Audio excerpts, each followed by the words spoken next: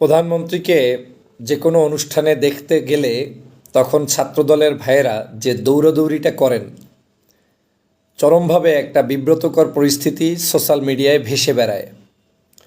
কারণ মানুষ মনে করেন যে দৌড়াচ্ছে সে একজন সম্মানিত ব্যক্তি, তিনি একজন ছাত্রদল কিংবা দলের সর্বোচ্চ লেভেলের নেতা। তার একটা পরিবেশ থাকা দরকার, তার একটা সিট থাকা দরকার, তার একটা কার্ড থাকা দরকার।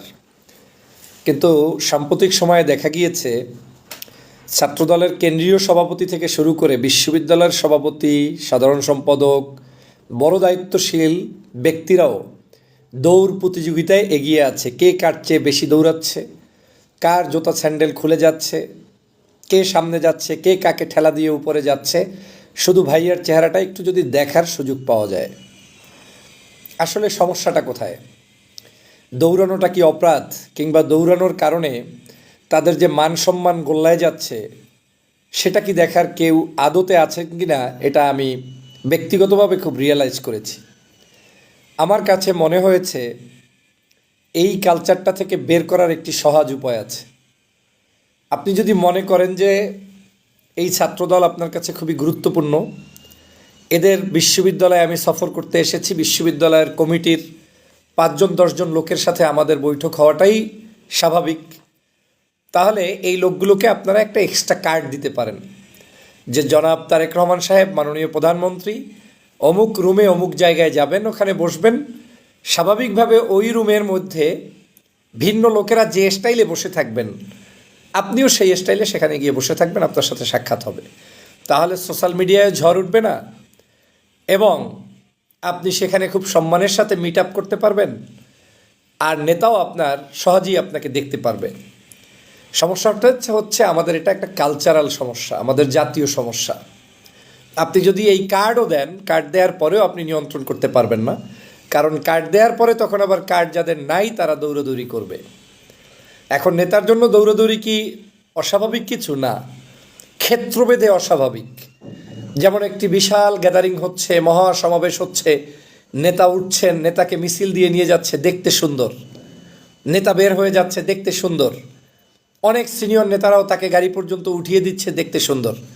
কিন্তু একটা বিশ্ববিদ্যালয়ে ভিজিটে আসছেন নেতা, একটা মেডিকেল সেন্টার ভিজিটে আসছেন নেতা, মসজিদে নামাজ পড়ার জন্য আসছেন নেতা, মন্দিরে বিশেষ একটা কাজের জন্য গিয়েছেন নেতা। আপনি সেই জায়গায় নেতার জন্য দৌড়াদৌড়ি করতে গিয়ে জুতা স্যান্ডেল সব যখন খুয়ে ফেলেন, আপনি তো ট্রোলের শিকার হবেনই।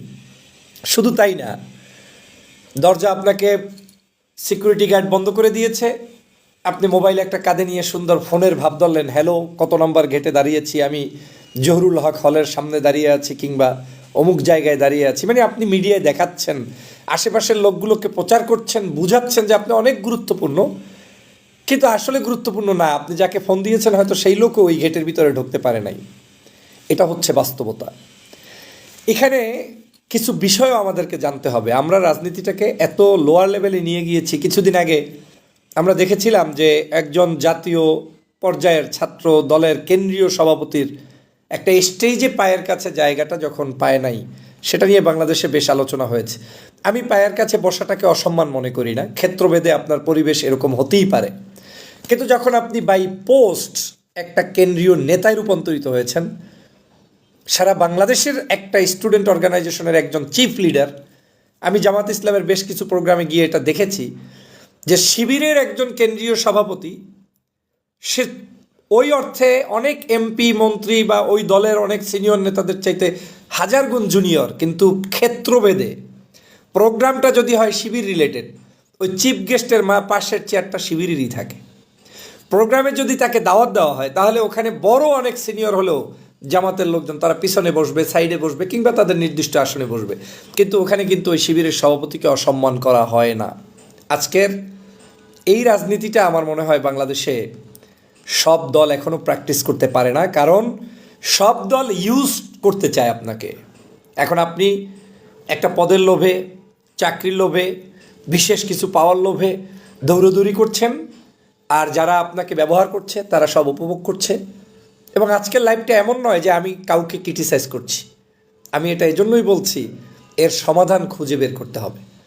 না হয় এই রাজনীতির পরিবেশটা কোনো দিনই ভালো হবে না। ধরেন আপনি বিশাল নেতা, কিন্তু আপনাকে নিরাপত্তা কর্মী অপমান করলো, আপনি কেন অপমান হতে গিয়ে সারা বাংলাদেশের মানুষের কাছে আপনার ছবিটা নিয়ে আসলেন? এগুলো দেখলে কি খুব ভালো লাগে?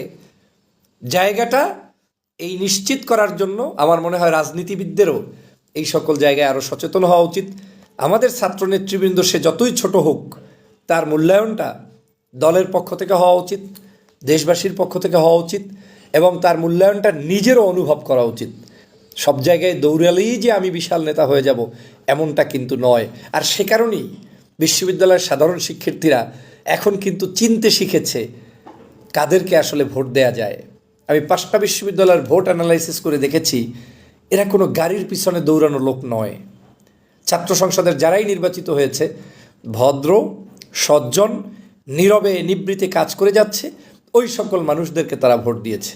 যদি ছাত্র জনতার ভালোবাসা পেতে চান, দৌড়দৌড়ি বন্ধ করে সত্যিকার দায়িত্বটা পালন করতে হবে, তাহলেই আপনারা সঠিক জায়গায় আসতে পারবেন। এবং এটাই বাস্তব সত্য কথা। যাদের দৌড়ানোর অভ্যাস আছে তাদের এই লাইভ শোনার পরে চুলকানিও শুরু হয়েছে এবং কষ্ট লেগেছে। আর যাদের দৌড়ানোর অভ্যাস থাকলেও আমার কথাটাকে ভালো লেগেছে, ভবিষ্যতে তারা হয়তো স্টেজেই জায়গা পাবেন।